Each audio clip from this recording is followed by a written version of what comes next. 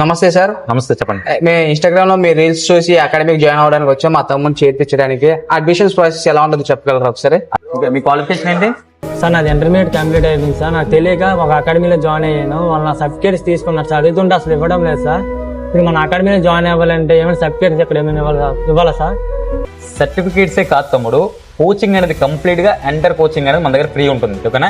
ఎటువంటి ₹1 కూడా కోచింగ్ నిమిత్తం కానీ, గ్రౌండ్ పరంగా కానీ, ఎగ్జామ్స్ పరంగా కానీ, మెడికల్ టెస్టుల పరంగా కానీ ఎటువంటి ₹1 కూడా మనం స్టార్ట్ చేయము. అలాగే ఒరిజినల్ సర్టిఫికేట్స్ కూడా మన దగ్గర ఏం పెట్టుకోము. ఓకేనా?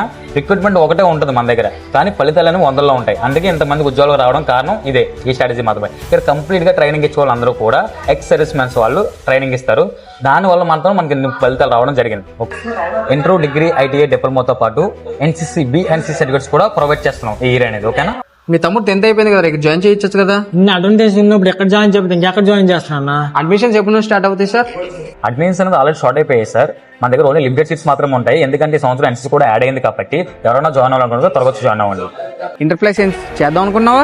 డిగ్రీ ప్లస్ ఎన్సీసీ చేద్దాం అనుకున్నావా? ఐటీ ప్లస్ డిఫెన్స్ చేద్దాం అనుకున్నావా? అయితే లేదెందుకు జాయిన్ చేయబెట్టి అకాడమీ.